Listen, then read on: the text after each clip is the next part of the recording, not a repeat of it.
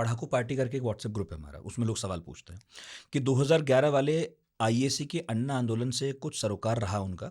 आपको नहीं लगता कि आंदोलन ने भारत को दिशा से ही भटका दिया?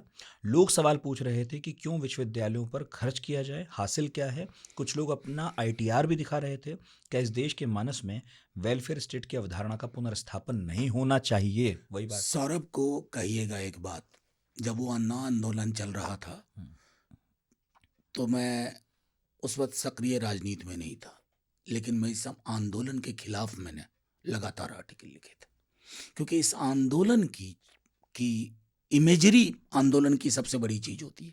इमेजरी, मैं मूवमेंट पढ़ाता हूँ। इमेजरी, स्लोगनियरिंग और एक कॉन्सेप्ट होता है फ्रेमिंग। आप फ्रेम कैसे कर रहे हैं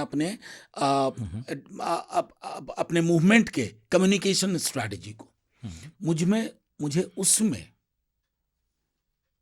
बू आई थी, घोर दक्षिणपंथी रुझान की, माफी के साथ कहता हूं, और मैंने लिखा था ऑन रिकॉर्ड। मेरा मानना है कि वो आंदोलन उन विषयों के लिए था ही नहीं जिन विषयों के लिए वो दिखता था। आखिर अचानक लोकपाल की पूरी डिबेट कहां गायब हो गई?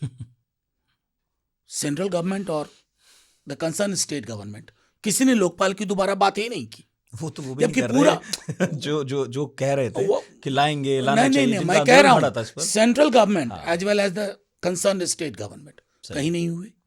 लेकिन हाँ, उससे जो चीजें हासिल ना करने के लिए कर रहे थे, अपने हासिल की, दिल्ली की सत्ता हासिल की।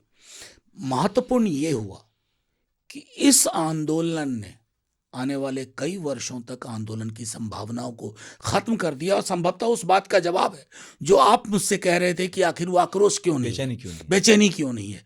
तो बेचैनी, वैसे भी अगर आप साइकिल देखें, 75 के बाद वो बेचैनी प्रस्फुटित नहीं हुई।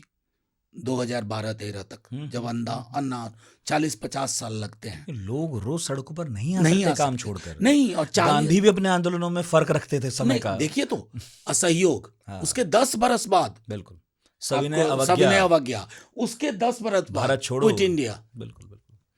तो ये तो खैर उस वक्त बहुत लोगों ने कहा था कि ये लोग इस बार निकले हैं, अगर धोखा हो गया तो पता नहीं फिर कब निकले ना। वो धोखा हो मुझे गया, पता नहीं धोखा हो गया नहीं हो गया। नहीं, धोखा तो हुआ, क्योंकि जिन उद्देश्यों को लेकर के अगर करप्शन के खिलाफ जन लोकपाल एक पेनेसिया की तरह लाया जा रहा था, राम बाण की तरह, तो वो बाण कहाँ गुम हो गया।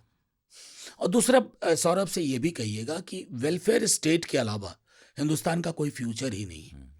हिंदुस्तान जिंदा रह सकता है, सांस ले सकता है तभी जबकि ये वेलफेयर स्टेट। हाँ, देश कोई दुकान तो नहीं। हाँ,